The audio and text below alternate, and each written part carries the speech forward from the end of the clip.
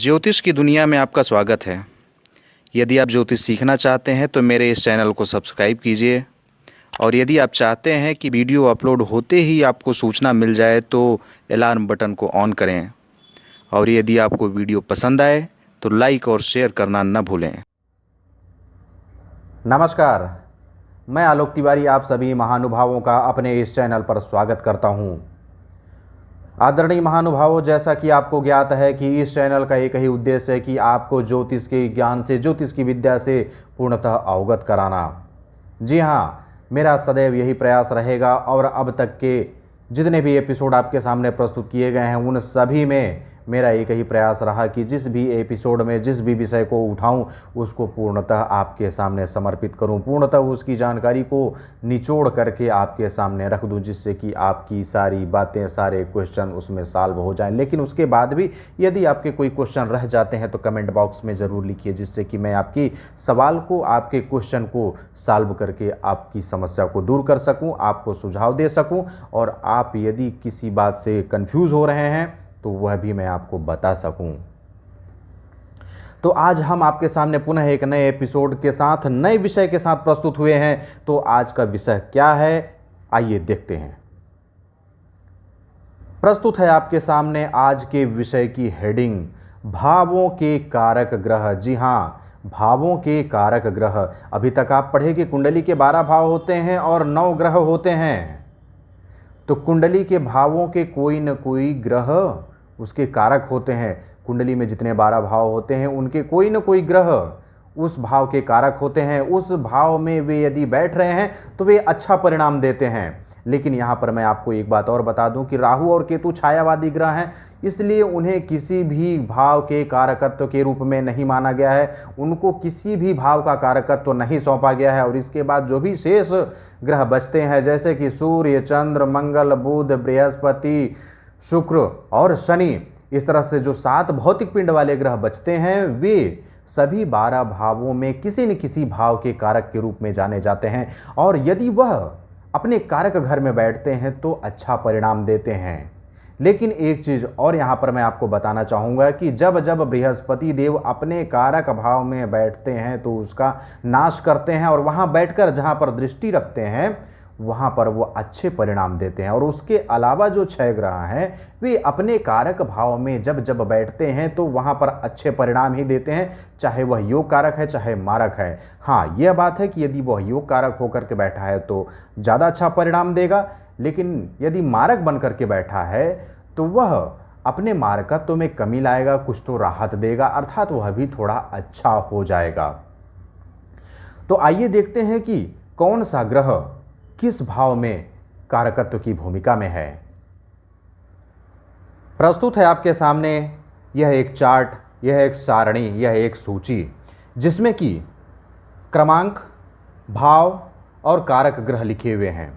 क्रमांक 1 से लेकर के 12 तक, भाव में प्रथम, द्वितीय, तृतीय, चतुर्थ, पंचम, षष्ठम, सप्तम, अष्टम, नवम, दसम, एकादश और द्वादश भाव, इस तरह से कुंडली के 12 भावों के नाम लिखे हुए हैं। और इधर आप देख रहे हैं कि किस भाव के कौन से ग्रह कारक भाव के रूप में हैं।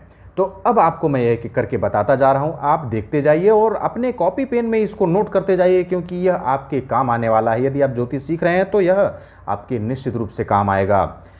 प्रथम भाव सूर्य देव, द्वितीय बृहस्पति देव, तृतीय मंगल देव, चतुर्थ चंद्र देव, पंचम बृहस्पति देव, षष्ठम मंगल देव, सप्तम शुक्र देव, अष्टम शनिदेव, नवम बृहस्पति देव, दशम।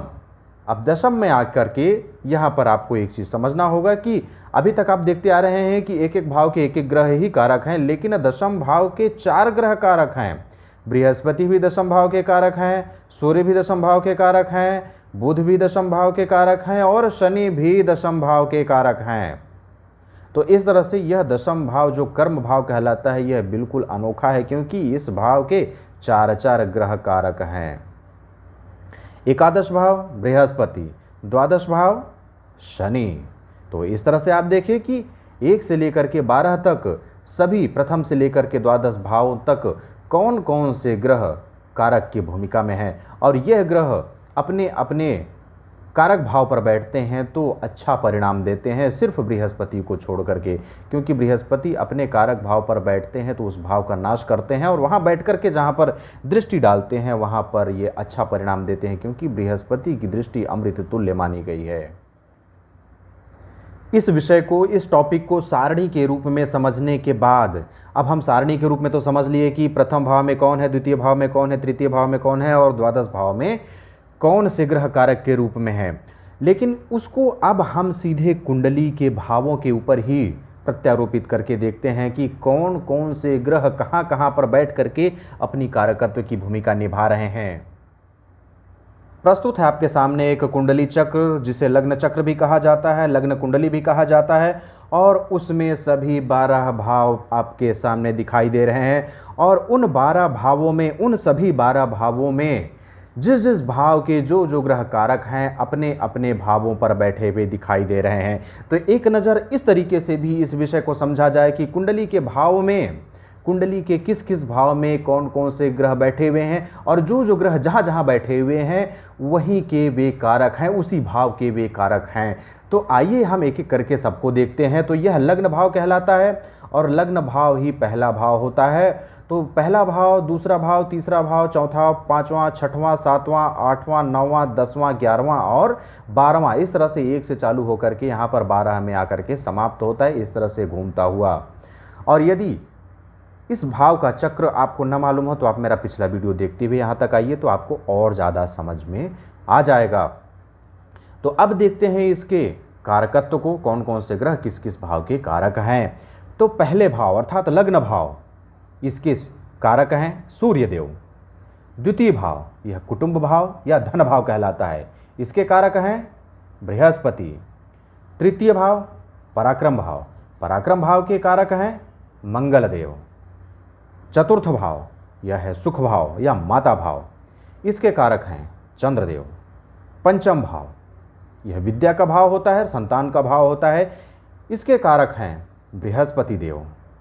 षष्ठम भाव, यह रोग ऋण शत्रु का भाव होता है, इसके कारक हैं मंगलदेव।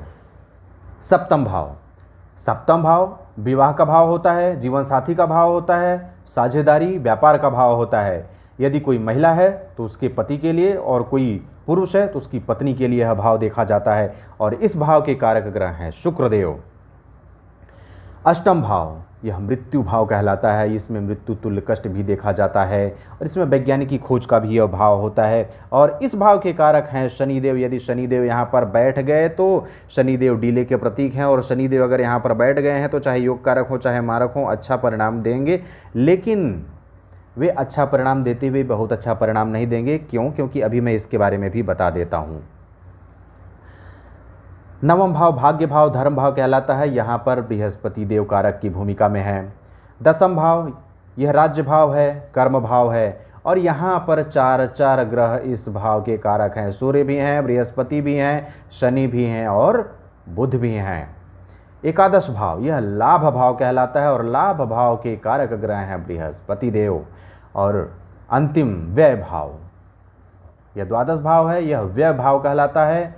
इसमें खर्चे ज़्यादा दिखाए जाते हैं, इसमें खर्चे के बारे में अनुमान लगाया जाता है और इस भाव के कारक शनिदेव हैं। अब मैं यहाँ पर एक बात कर रहा था कि शनिदेव यहाँ पर बैठे हैं तो अच्छा करेंगे, लेकिन बहुत अच्छा भी नहीं करेंगे। क्यों?